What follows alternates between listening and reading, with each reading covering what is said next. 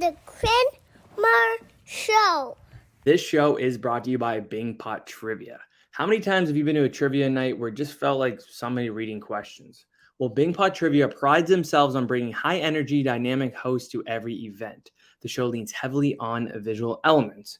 Their questions are designed to make you laugh or roll your eyes, while also challenging your knowledge on pop culture, high school science, culinary arts, and everything in between. Their typical show runs 5 rounds, including a photo round, general knowledge on pop culture, riffs on different game shows, absurd 50-50 questions, and a super sweet music round. Check out bingpottrivia.com today to book your trivia night. Again, that is at bingpottrivia.com. Tell my boy Danny that your friend Quinn sent you. All right, let's get on with the show. Now, you may not know this guest by name, but you'll definitely know his work. My next guest has a pretty long history of creating. From being a music composer, animator, programmer, illustrator, and game designer, it seems like he's lived a couple lives in his 41 years on this earth. Most notably to me, he was part of building one of my favorite open world games as a kid. You may have heard of it, Club Penguin. It's my pleasure to welcome to the Quinn Marr Show, Chris Hendricks. Chris, what's going on? Hey, how's it going? Good. How are you? I'm doing all right. Yeah. Everything changes everywhere, but I'm doing okay. Oh, yeah? Okay, well, if you want later, we can get into it, depending on how much Sure. you talk about. So, one of, like I mentioned, obviously, Club Penguin was one of my favorite games in the world. I want to go back. I want to start from the beginning of you, because you grew up in Kelowna, correct? Yes. Okay, Yes. that's what I thought. Yeah. So you would have grown up in the 80s and 90s of Kelowna. So Yeah. as I mentioned in the intro, you have a pretty good resume of different roles. So Sure, yeah. I want to go back to like growing up in Kelowna, and I mean having those interests and hobbies. So what, like when you were a kid, was it like video games, comic books? Oh. Was that kind of like along the lines of what you were enjoying? To some degree, sure. Where I could find them. So I grew up with a lot of free time in some ways and was very interested in books. So I was just reading lots and lots of stuff. There was some TV, but we were a family that didn't have cable. It was like the 2 channels that you would get on, whatever your antenna happened to bring in, right? Mm-hmm. I was probably about 8 when my parents actually bought me an old encyclopedia set from 1982, from the year I was born. And so that just became like my Wikipedia, right? Of just like finding out about everything, at least that existed pre-1982, that World Book thought was deemed was important. And so there was just this interest in all sorts of random trivia and things like that. And whatever influences there were at the time, I just kind of grabbed onto. So like drawing and animation, Peanuts comics. My grandfather loved Peanuts comics and he loved drawing, and so I learned some drawing and stuff from him. And then there would be animated specials for Peanuts, and so there was this one animated special that was Peanuts' 25th year anniversary behind the scenes. And here's like how you animate a Peanut, like how an animated short was actually done, right, with cells and painters and background artists. I'd never seen anything like this before, and just core memories were starting to form inside my mind. Like, oh, people can like do this as their thing when they're older. And so, growing up, I'm doodling on homework that I'm not supposed to be doodling on, and just using whatever eclectic things that came to mind, and trying to embed humor in there, and horrible puns, and just it's a lot of that, right? It's all that kind of formative stuff from childhood. So yeah, that's awesome. So were your group of friends kind of like on the same lines as you, or were you like maybe the odd one out for like that, the love of that stuff? I feel like I was a bit the odd one out, but I've always kind of felt that to some degree. I know in school, like I remember being in grade 2 and hanging out with the kids that were in grade 6. Jeez.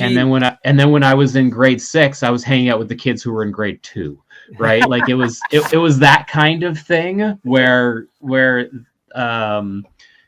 just when I was in high school, I had some friends, but often I was either hanging out in the library or just sort of being a floater of like, okay, I'm spending 10 minutes with you, and then I'm down the hallway and going over here, and then I'm taking a walk outside, and oh, there's a bug. Cool, right? Like that was it was just sort of taking in everything, for better or for worse. Yeah.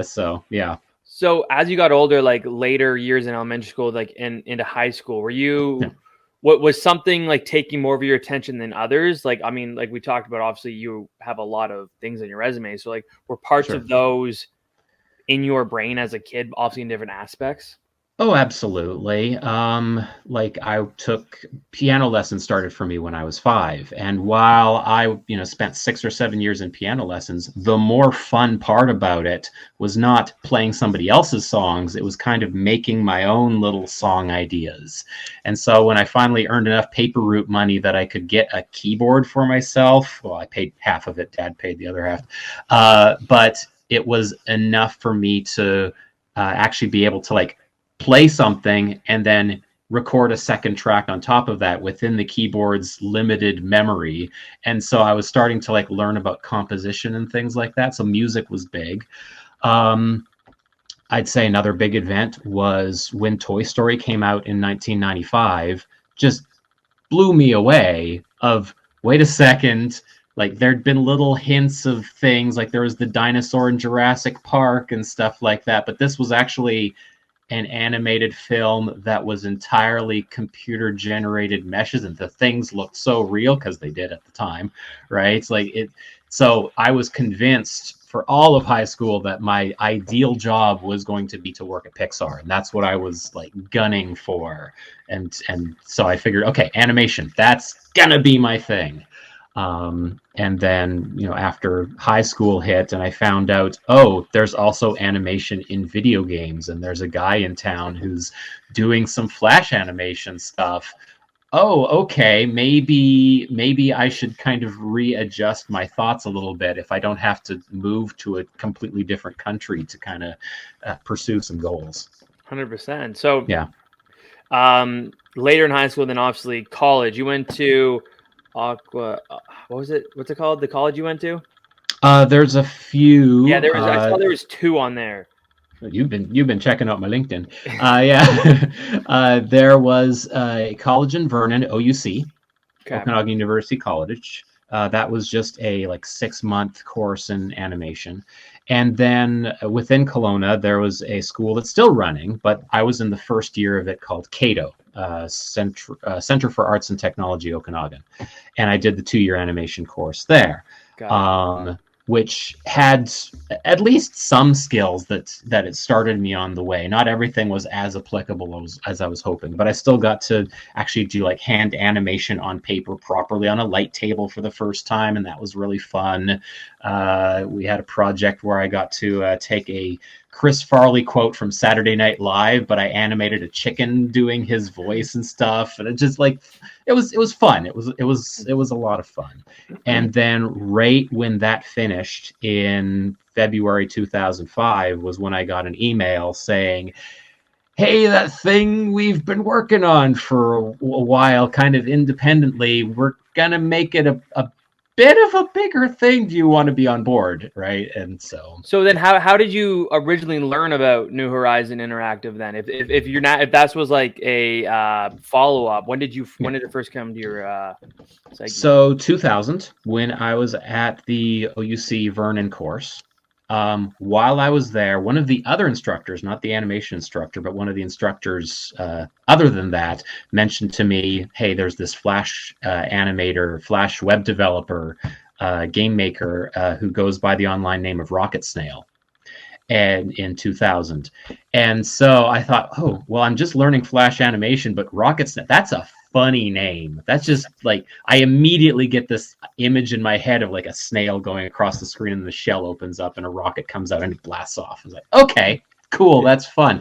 So I take like 2 or 3 hours and I just animate this thing. And I send my animation to him with my resume and say, hey, we should meet up sometime. I was 17, 18 at the time.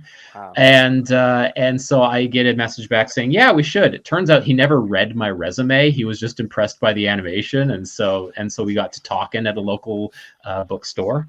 And the bookstore happened to also be selling video games at the time, because PC games were sold more frequently and more widely than they tend to be now. Now it's all digital. Yep. And he takes me to a wall and he says, okay, point to which game you think sold the most of all these games on the wall. I'm like, oh, that's interesting. So I point to, I don't know, whatever there was, Unreal Tournament or Quake 3 or Diablo or something. And he said, no, it's this one. And he takes me over to Who Wants to Be a Millionaire, which was like huge at the time, right? Because reality shows and stuff, like, there are more games than just the ones that get the most attention from like the hardcore gamers. And that sparks this idea of, oh, because I wasn't really into violent video games, and I just assumed that's where all if I wanted to get into games, that's what it would be. It's like, no, there's more out there. It's a big industry. Even back in 2000, Lance Rocket Snail, he saw this. And so then for the next 5 years, off and on, just little bits, he would send me bits of contract work for other projects that he was working on. The original chat room that he made the Penguin chat with, he licensed that engine to like 20 other studios, but with their characters instead. And for one of those, at least, I was the one that animated the little, it was crabs, or little crabs that were walking around. Crabs that look remarkably similar to some other crabs that you may have seen in a much more popular game. Yeah. Yeah. So, yeah. Yeah. Okay, so then going back to what we were just talking about, you get that email saying, "Hey, this is going to be a lot bigger than we had talked about before." So you get that email, and is it right away? Yes, no, I'll come. Like, what were you doing at the time getting that email? You just finished college. I had just finished school, and like the common knowledge at school was there's not a lot of tech prospects in Kelowna, British Columbia. You're probably going to have to move to Vancouver. So when he says, hey, do you want to come and do this thing? It's like, A, this looks cool. B, I don't have to move. C, I'm going to at least have some work experience on my resume. Sure, why not? I have an application for my skills. So it was a no-brainer. That's amazing. So, like you said, that's February 2005. So you get the job. What is the beginning of you with New Horizon Interactive like? Right. So first 3 months, I was hired just to start out as a Flash developer, because with New Horizon, Lance was the Flash developer. And while I didn't know a lot of complex stuff, I could take over a lot of the simple Flash jobs that he would have been involved with. And so like, okay, do these things so that Lance doesn't have to do as much Flash work and he can get the groundwork ready so that we can start building this thing in May. Right. So that's what I did, first 3 months. Then in May 2005, it's like, okay, we're ready to start going. First thing we need is we're going to go with penguins, at least to start with. Maybe we'll do other animals in the future. That was a plan at the time. But we're going to start with penguins. We need to redesign this penguin so that it can wear clothes. And so that was the first thing that they got me on. Remake this avatar that's walking around the world, put clothes on it. And by the way, whatever decisions you make now, we're going to be stuck with for the duration of this project, because the more clothes we make for it, the harder it would be to change anything after the fact. So think about this really hard. Like, okay, no pressure. But so that was like the first 2-3 weeks there of just like focusing on the avatar, making a couple of test clothes, seeing whether or not it would work to walk around with this red collared shirt on and bow tie and sombrero and the really, really early items, right? Wow, that's crazy. Yeah. You said 2 to 3 weeks working on making sure a penguin can wear clothes properly. Yeah, which sounds like a weird phrase to use, but crazy. Yeah. I mean, people, including me, really don't know the work and time and effort that goes into something even as small as that. Literally them just wearing clothes in general. Specifically this topic about like making the avatar work, I've actually already scripted out. One of my next YouTube videos is going to be just absolutely everything about what it took to make the avatar work. Sweet. So, okay, that's awesome. Yeah, and we'll get into that in a bit about you have a YouTube channel, because I was doing a deep dive into it all day today, and you got a lot of interesting videos on there. So we'll definitely talk about that. Behind the scenes, yeah. So at the beginning, in like the first few months for you guys as like a team, what were the expectations of Club Penguin? Or I mean, there wasn't even a name for it yet. Right, yeah, because it was still Penguin Chat 3. That was the public-facing version, and then we called it The Big Update. Club Penguin, we had to figure out a name for it. That was a small process, but it was a little bit of a process because we were looking at a few different things. Yeah, the expectations of it, we didn't think that it would tank, because one thing that we have that a lot of games don't going in is it already had a built-in fan base. There was, over the past 5 years, from 2000 to 2005, there was this core group of people who would just come to Penguin Chat and just chat. It was this weird, eclectic little corner of the internet where you could just do that. And the whole world of Penguin Chat 3 could hold a maximum of 100 people. Wow. But usually at the time that was enough, right? Or people were just kind of turned away because of server limitations. So one of the big things was, okay, let's see if we can get that bigger. But it meant that we had hundreds of people who were willing beta testers, hundreds of people who were just ready to just try something out, see where this would expand, right? There were already this tiny core group of diehards, right? So when you already have that audience, you don't have to find the audience. As long as we made something that worked well, people would tell other people. And the fact that it was made in Flash meant that, at least at the time, Flash was one of the few browser plugins that was allowed in like school classrooms and computer labs. So on their lunch break, kids could just play that without having to like download some other third-party thing and install it to the computer, and probably not be allowed to by the teacher anyway, right? We kind of had that sneaky little, it's just Flash. Flash is harmless, which in 2005 it was. Yeah. So we didn't think it would tank. We thought it would probably get pretty big. My thought was that we would hit like 1 million users, and my million total like penguins made. That was my like optimistic thought. Like, I think we're going to hit that. And less than a year later, we did. So yeah. That's cool. Yeah. So then, your personal expectations, just like for you as like a creator in this team, what were those like? So at the beginning, it was sort of a, hey, Chris, whatever skills that you can put into this, please let us know, and just add to it, right? So in the beginning, I was doing a lot more illustration, animation, that kind of things. For the first few months, I was the one like laying out newspapers, right? That was one day of my week was, okay, let's make the Club Penguin Times for this week, right? And then a couple days of the week were dedicated towards making the clothing items and or furniture items that were going to be coming up next month. And then there was a little bit of time devoted to parties, like wherever you can squeeze in, make some party decorations, right? Which is why like the first few parties on Club Penguin were very sparse, because it was just me. The second artist, full-time artist for Club Penguin, was hired in February of 2006. And Club Penguin launched. Club Penguin launched October of 2005. So for the first 4 months, other than the backgrounds of the world that were made by a contract artist in the Netherlands, everything else was me, at least on the art side of things. It was a very small team. So then what was that like for you guys then that October of Yeah. 05, like the release? Because obviously you had beta testing and everything, but there's Yeah. nothing like the actual launch. So like what was that like?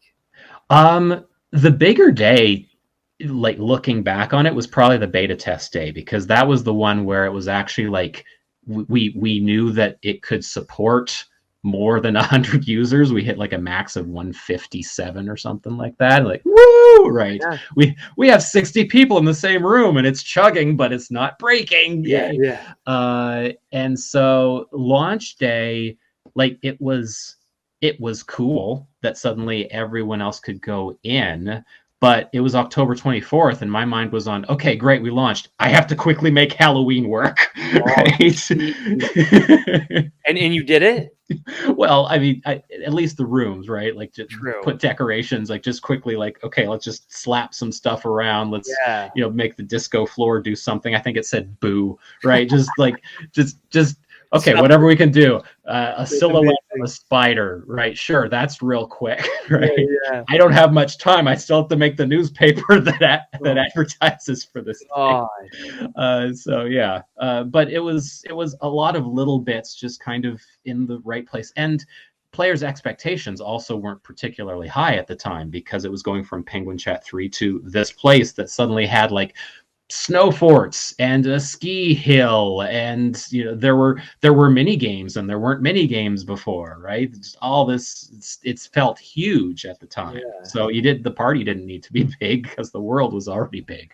So I mean, because obviously like times are so different. In 2005, how do you promote a new game? Like you said, it was nice that you had like that little bit of base to start off with, but other than that, like what was the promotion like?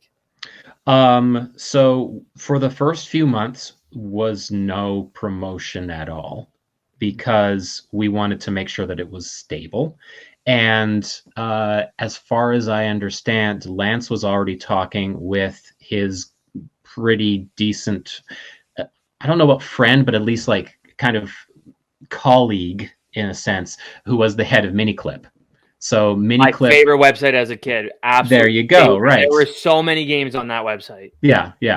And so he already knew the Miniclip guys, and they already were starting to work out a deal of, okay, here's how, when we start needing a big influx of people, here's how it's going to work. All right.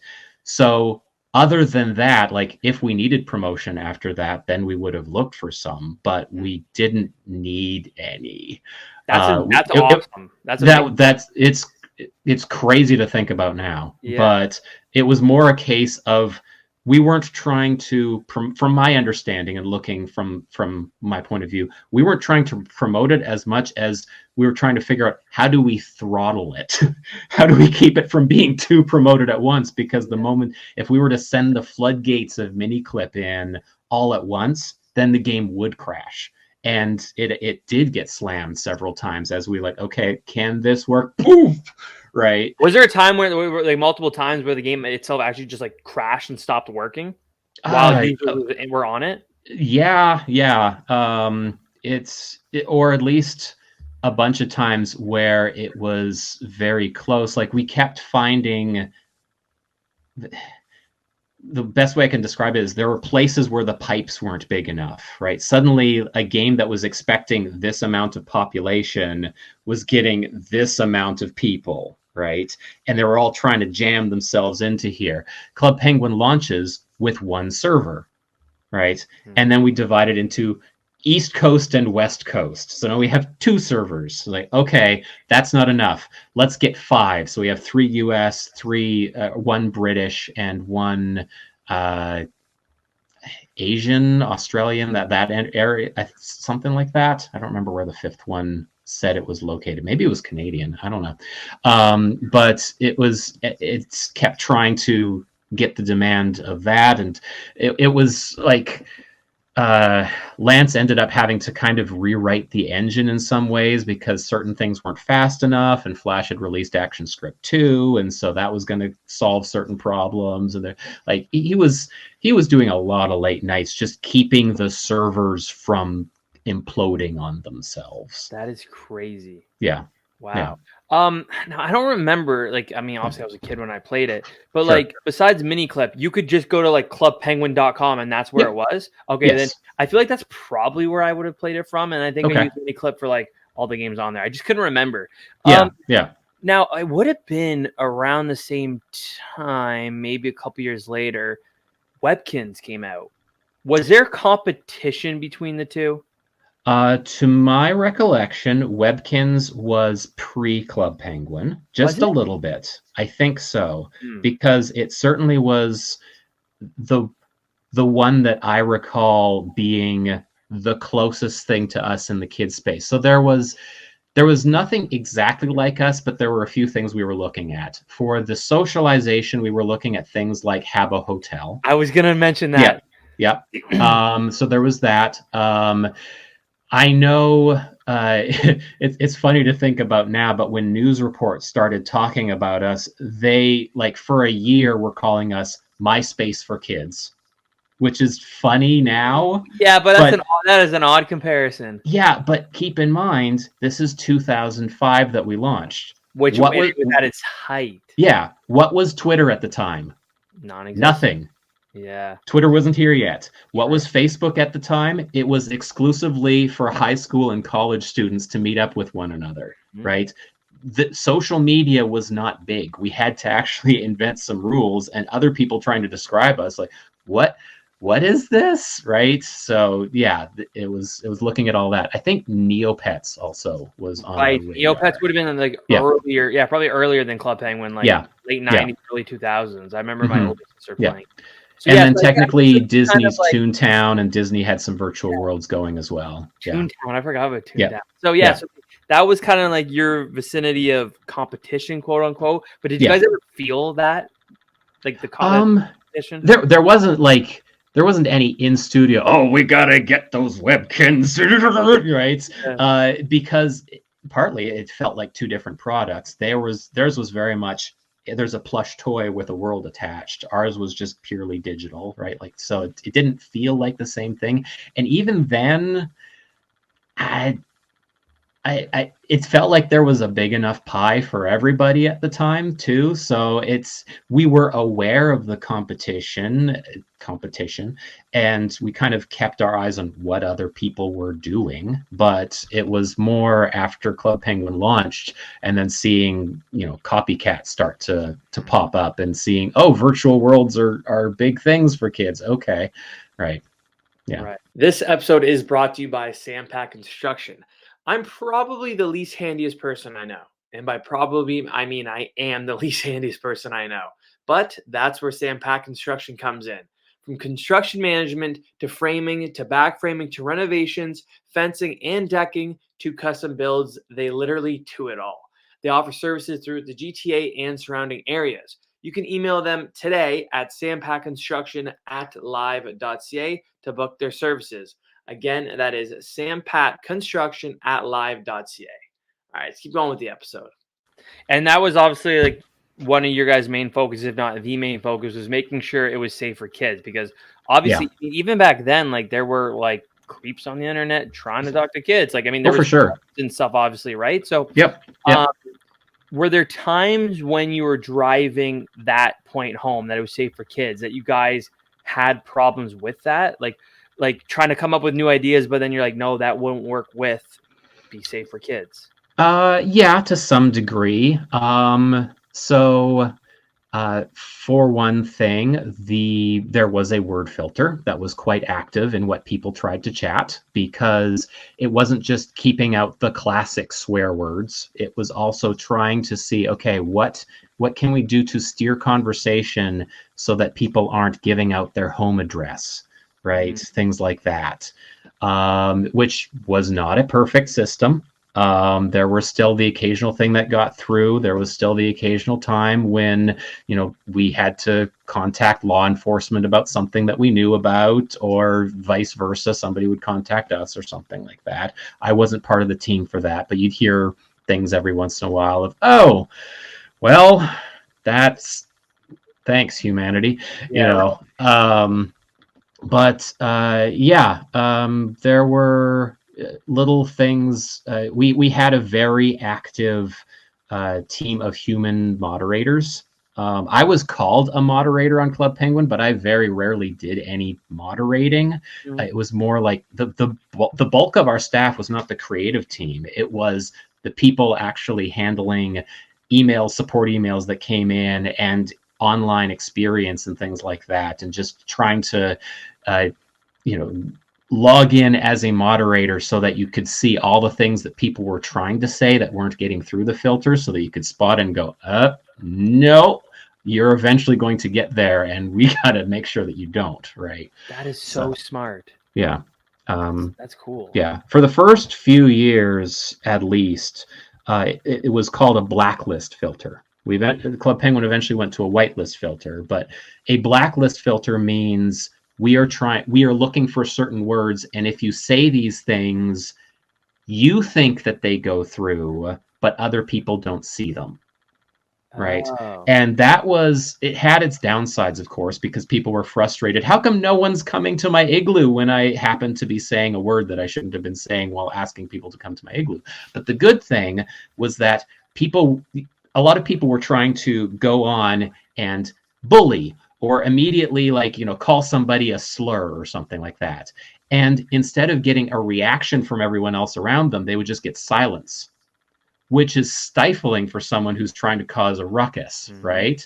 And so that was a really good tool, and we tried to maintain that as long as we could, but eventually the blacklist filter was just getting broken in too many ways, and they moved to a whitelist filter of here are the only words you are allowed to say, not here are the words you're not allowed to say. Oh, so that must have came out then when I had stopped playing, because I don't ever remember having that as part of the game for me. Yeah, it was, if you ever played when they were starting to do things, I think this was after I had left the company, but like auto-completing, where as you were typing, it would kind of try to auto-complete with some valid words. No, I don't think so. I probably would have stopped playing around the time that you had left, actually. It just wouldn't have happened. Because I was about grade 7 when I stopped playing, and that was about 2009, 2010, so that makes sense. Yeah, that makes sense. Yeah. Okay. So, yeah, and there were little things. Furniture in igloos, people would try to arrange them into swastikas or something like that, and so that would get reported, and like, no, go away. And then so another one was if you threw a snowball in Club Penguin, snowball would throw and it would land somewhere, and then there'd be a little snowball down there, right? But did you notice that if you threw a lot of snowballs, the first one would start deleting itself and just kind of go away? Yeah, you could never make a big pile. Right. Yeah, that's because we didn't want people to draw things with the snowballs. Oh, because if they kept doing it and it stayed there, they could draw something. Huh. Mm-hmm. I remember. I actually remember throwing them and stuff, like wanting to make a big pile, but I never could. Yeah, that was an actual, because that's so hard for a human to filter, right? How do we know that this has happened? Right? It's so temporary. There's not going to be any record of this is a shape that somebody made with snowballs. So it's like, no, doesn't matter. We'll allow 10 in a world, and then they'll start deleting themselves. Interesting. Yeah. And then there's 10-year-old me getting frustrated because I can't make a big pile. Yeah, sorry about that. I want to draw something inappropriate that I myself probably wouldn't even thought of either. That's crazy. Huh. Yeah. This is exactly why I have you on here, to learn things like this. So August 2007, Club Penguin is purchased by Disney. Yep. Now, for you as like a person part of the team, what were the differences for you in the workplace, if any, when the purchase from Disney happened? Because that's a big deal. So I saw. I mean, I don't know if the number is correct, but it was $350 million. $350 million. Yes. So in the workplace itself, there was like obvious excitement because the company had now grown on the Disney acquisition. It was around 160 to 170 employees, I would say, at the time. Wow. Again, like about 100 of those being the customer support. And so there was a thing, well, everybody got Disney Silver Passes, which was kind of cool. A Silver Pass is a card that lets you, except on certain blackout days, just go to a Disney theme park for free. which is not something that Disney had a habit of doing, but they were able to make the case that, hey, these guys, we're up in Canada. How often are we actually going to be able to take advantage of this? That's so true. Yeah, exactly. Yeah, sure. It's not like they're going to do something for like Disney in Florida or Disney in Orlando. They're not going to do that. That's a bigger cost, but like it's already like flights to get down there and stuff, and yeah, so that was a nice perk. But for the most part, other than the knowledge that we have job security for a while, they didn't try to get into our business to change a bunch of things within how we were working, because part of the purchase was actually to get our expertise. They had other virtual worlds going on. They wanted us to actually like speak into those a little bit too. They were even, there would be these things, we nicknamed them Mojo Tours, which was every once in a while there'd just be like this random group of like 6 to 10 people in suits that were touring our facility, and like, oh, it was just, some division in Disney that just wanted to see a studio that was really happy at their jobs, just doing stuff. Like, it was because we were working the way that we assumed a game studio works. And you hear all these stories about like game studios having really rough working conditions and things like that, and there was definitely certain divisions that had certain days of overtime, but in general we were a healthy studio, we were a diverse studio. Most game studios tended to be like 90% men, 10% women. We had about a 50-50 split, right?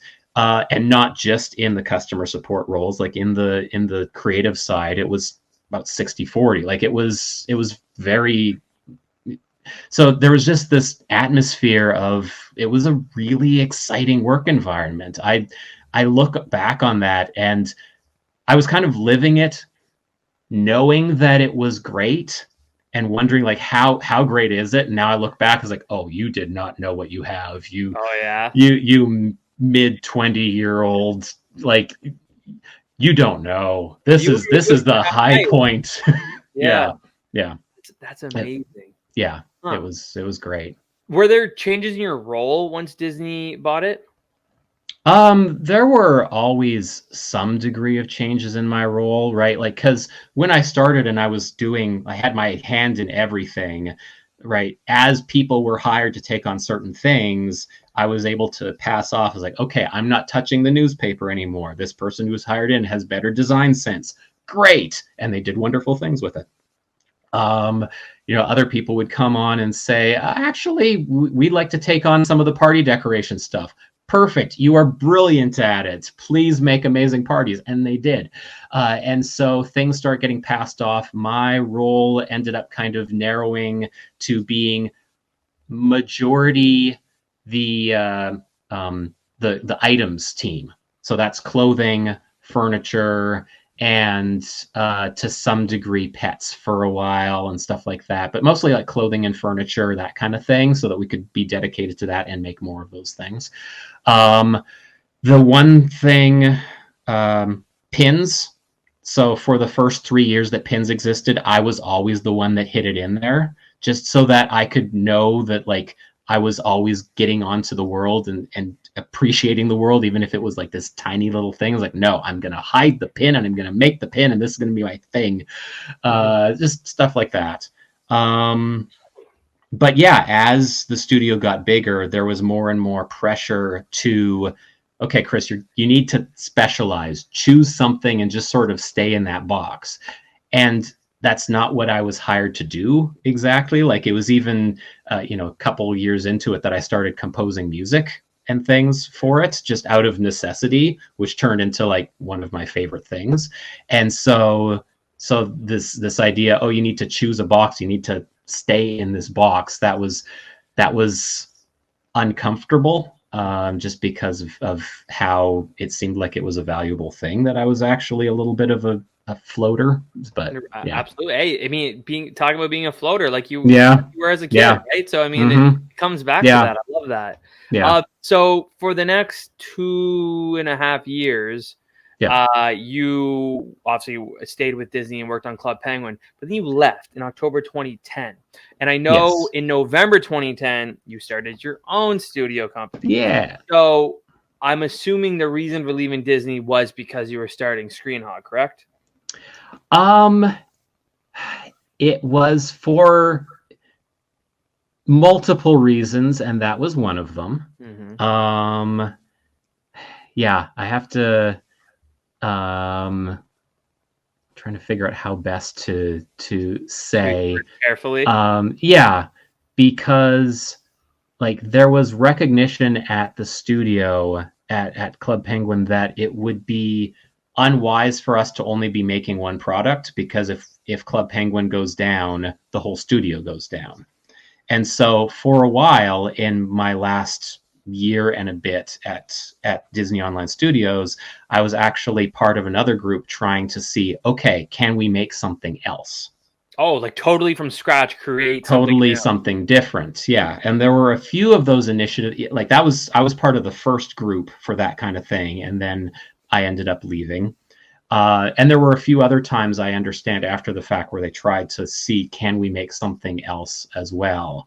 And as far as I understand, that was never really given the go ahead to like fully like actually produce something, launch something. Like there were, for various reasons that I'm pretty sure I'm prevented from NDAs into getting into. Okay. But Yeah, I left in 2010 and thought, you know what, I have my music contract work, which I'm keeping up with Club Penguin.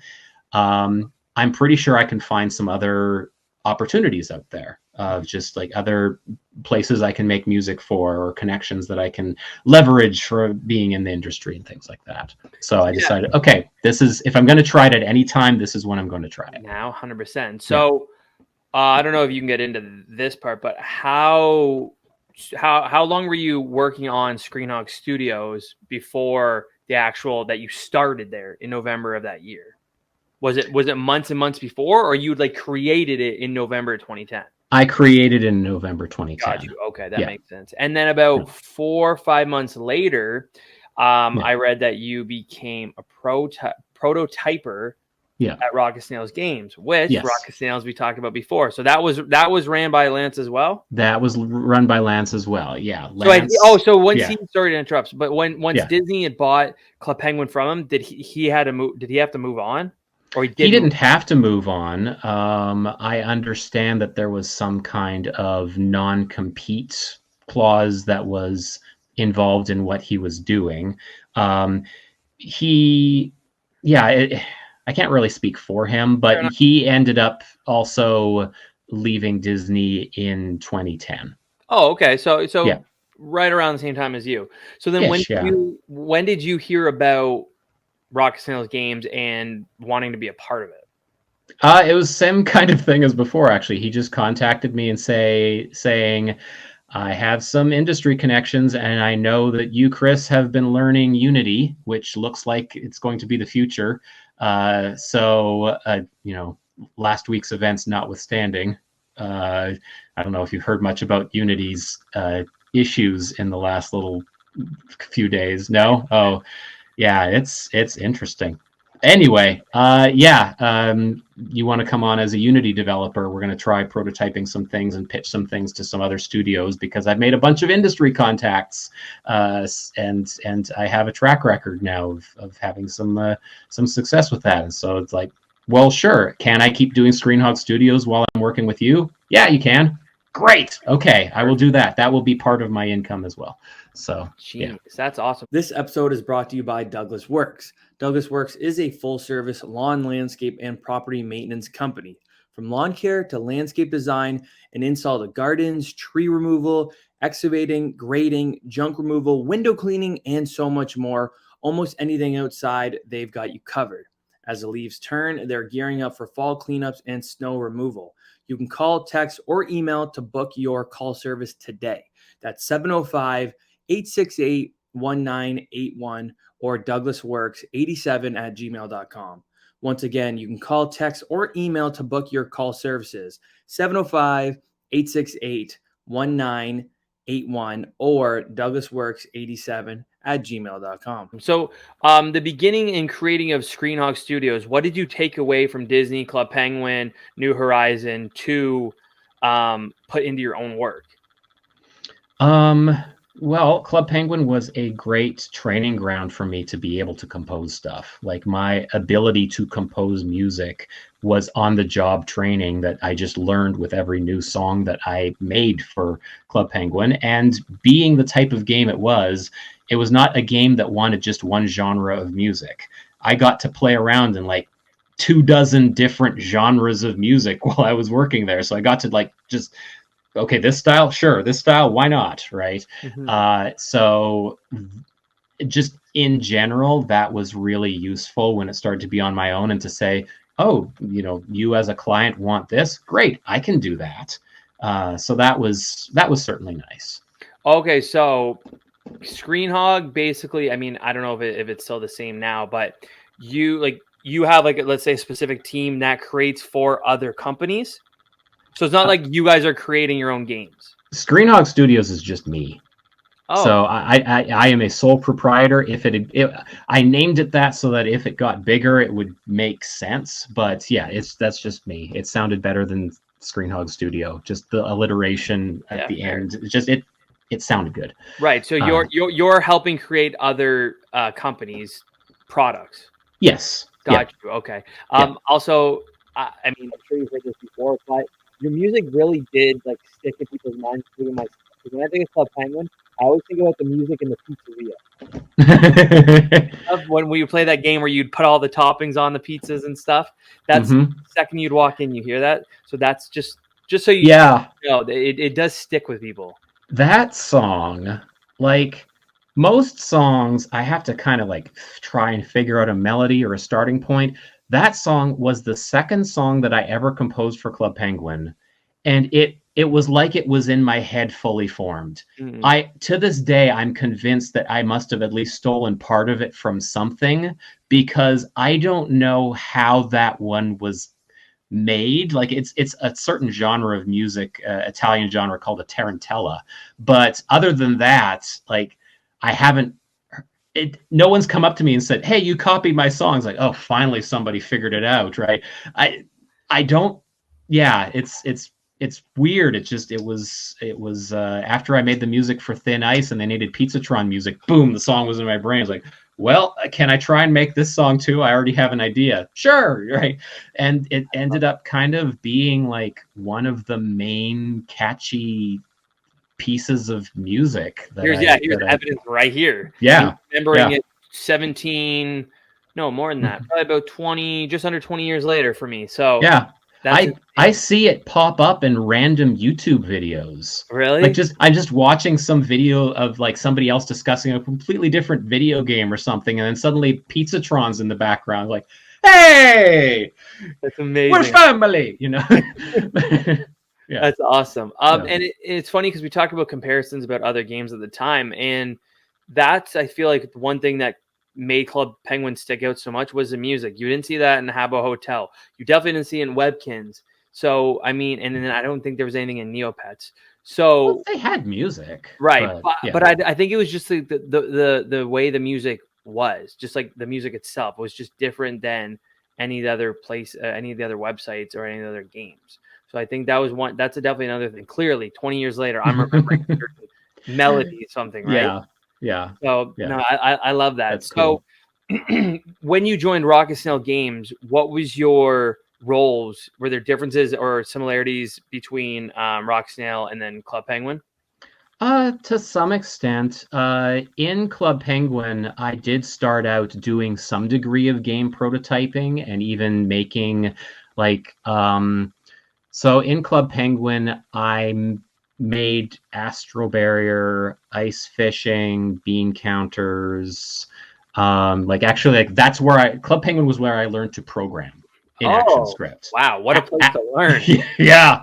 I knew some programming before, but I'd never programmed in ActionScript before. And when I had downtime in the like months leading up to the launch of Club Penguin, it's like, hey, I have this game idea. Can I just sort of use the computers and at work here to make it, and that's where Astro Barrier came from.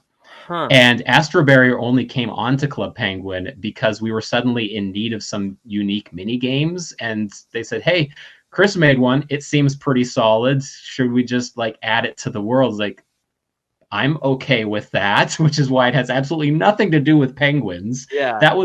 That game was the most like badly coded thing because it was my first experience, and some poor person years later had to recode the whole thing to make achievements work in it. I know. I am so sorry. Yeah. But anyway, so prototyping for that ended up becoming, I was doing some prototypes of different ideas for Rocket Snail as well. There was our first really big game with Rocket Snail that launched was Mech Mice, that became Mech Mice Tactics. And when we were trying to figure out what Mech Mice was going to be, I made a few just real basic prototypes. Like, do we want it to be a first person thing? Do we want it to be an overhead thing? Is this a thing where you move your squad all at the same time, right? Like there was a bunch of different possible things. And so part of my work with that was prototyping and, music development and a variety of things. I love that. I mean, like, that's pretty cool that there are so many big parts of like your career that you learned in the middle of having one of the biggest, like being part of one of the biggest games in the world. Yeah. That just shows you the times as well, because like, I don't know, you would know better than me if like they would do that now, like trust somebody to start learning on the fly while a game's one of the biggest in the world. So a small studio would.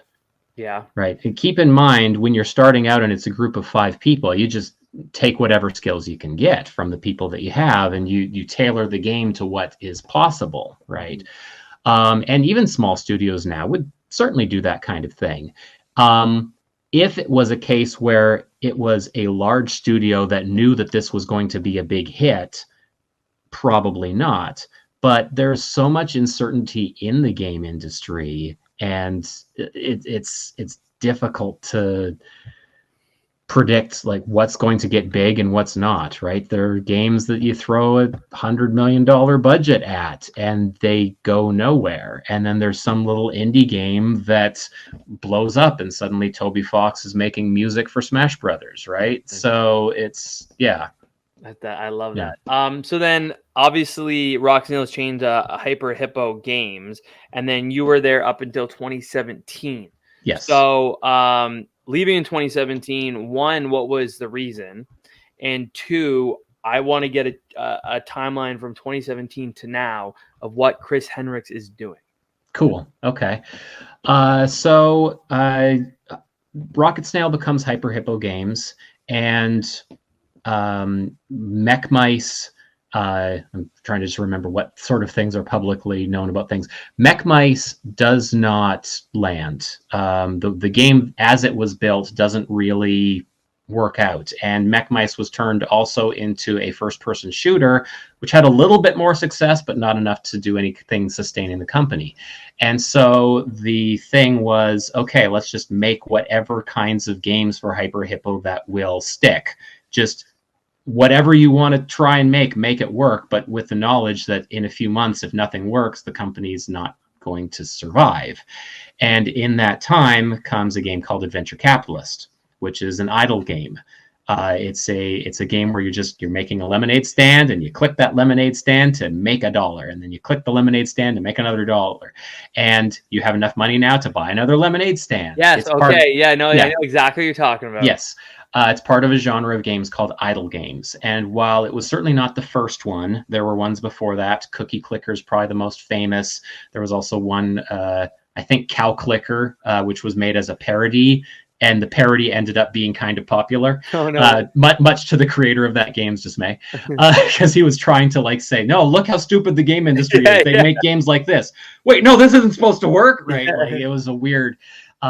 but Hyper Hippo becomes an idle games only studio. And I am not good at making idle games. I'm just not good at the mindset of, they don't feel like games. They feel like I'm doing things, but then I'm just telling the computer to do things for me, right? If a game, Sid Meier's definition is that a game is a series of interesting choices. An idle game to me is a game with no interesting choices. You're just doing something and it's just all busy work, and it doesn't excite the brain in a way that I feel like a game needs to. And so because Hyper Hippo was idle games only, they said to anyone in the studio that wasn't working on idle games, our experimentation with other game styles has ended. We're going to be an idle games only studio. And so then I had to leave. And so after that, it became I guess we're back to Screenhog Studios. Who's going to take me? And fortunately, unfortunately in many ways, but Club Penguin is going through its own shift because this is now 2017. Oh, right. And so all of these developers at Club Penguin that aren't at Club Penguin anymore have started their own game studios. And they know that I make music. And so they contact me and say, hey, can you make some music for our game? Can you make some music from our games? At the same time, you have people who played Club Penguin who are now in their 20s, and they're making their own game studios. And they think back to like Pizzatron and go, hey, the guy who made that, we could just hire him to like do stuff. And so I've actually had at least 10, probably up to 15 now, just former Club Penguin fans say, hey, can you make music for our game studio? Wow. Which has been a fun kind of circle as well, because to actually like contribute to some of these other projects people are working on. So yeah, a lot of music making. There's been some long-term projects. For a while, I was working with a company called Hero Factor Games out of Oklahoma. They were making a puzzle game. It didn't really land, and so that project stopped before it really finished. But there were a few other things. Currently, the big project that I've been at for the last year or so, it's with a company called Rule of Cool Studios. So Rule of Cool Studios has made a game called Are We There Yet? And it's ironically is an idle game, but it's not just an idle game. There's other components to it as well. But it's being advertised currently as a road trip in space. And so think Star Trek, but if the most interesting things that happened were actually like just traveling through space, getting space debris, meeting some of the characters on there, seeing that like some of the comical missions that they're going on, just that kind of thing. And so, yeah, that's the main project that I've been involved with. And all throughout that time, I've been making music. There was a few projects that Lance Rocket Snail has been involved with. One's called Box Critters. I made music for that. There's Party Parrot. I've made some music for that. Those are both former Club Penguin team members that have been building those. So yeah, it's just trying to see how best to sustain myself, and also when I have opportunities, make a few YouTube videos on the side. Well, I mean, for one, that's amazing how busy you've been since you left Hyper Hippo. So congrats to you, and that must be a really cool feeling to have someone, like you mentioned, kids that were playing the game now creating stuff and wanting to use the guy that they remember the music from. So just for that's amazing. That's really cool. But to get into your YouTube, so it helped me learn a lot about you. There were like the videos of 5 things you didn't want in Club Penguin, but they were anyway, or 10 random facts about Club Penguin. So like there's a lot of good nuggets you can get from your YouTube channel. So creating the YouTube channel, when did that like come to fruition and be like, you know what, I'm gonna share my knowledge and my trivia to the fans of Club Penguin? That was the thing about being a contract worker, is that you have some feast and famine, and you have times where you're busy and you have times when things are really slow. And during one of those slow times, I was just going, what can I do? Let's just find out whether or not anyone is interested in just hearing from me about the music that I made on Penguin and other Club Penguin related things. Just see whether or not that interest is still out there. And it turned out there was. And while I have made other videos, the Club Penguin ones are by far the most popular. Yeah, it was just kind of on a whim of like a few times daring myself to do it, and then one of those times actually taking myself up on the dare and just quickly making this hastily made, okay, I'm just going to play live a couple of songs. Do you want to see more of this? Click like. And that's where it started. That's amazing. Yeah. And like looking at it, like you have just over 30,000 subscribers. Like the one video I was watching earlier, the 5 things you didn't want in the game. Yeah. 140,000 views. Yeah. Yeah. And you upload that under a year ago. So it's like the amount of views you get and like that people want to know about things about Club Penguins is insane. And like I was going down the Club Penguin rabbit hole after watching your videos, and it's like crazy how many like that channels are dedicated to Club Penguin. Still been around in years. People still use Club Penguin characters as their avatar on social media. People still like make memes, using screenshots that either are things that are really old screenshots or going on to like the private servers that exist now to try and make new ones or something, right? Like despite some best efforts, it has not died. Yeah.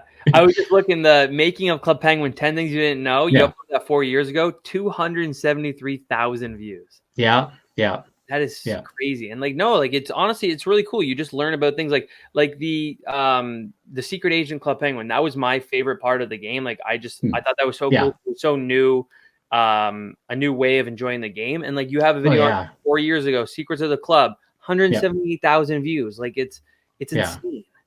Yeah, the missions Penguin still gets to this day. Yeah, the missions were great. They were. Like, they weren't the most replayable things, unfortunately, but the first time experiencing them was always such a delight. And then they made a couple DS games based on them, and so like that's like the most legit way to play Club Penguin now is to experience it through Nintendo DS games or the Wii game, I guess. But so random. It's so random. Yeah. But no, that's amazing. And Chris, like I think that's all I got for you. If you have anything you want to promote, be my guest. The floor is yours.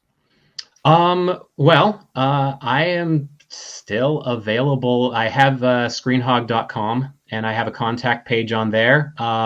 If you have piece of music that is like, that would be great if you made it, or you say want a penguin drawn in the old style of Club Penguin. That was just my art style, so I never changed. I still draw penguins that way. So you can always just like message me and say, hey, I have some degree of pocket change, can you draw a penguin for me?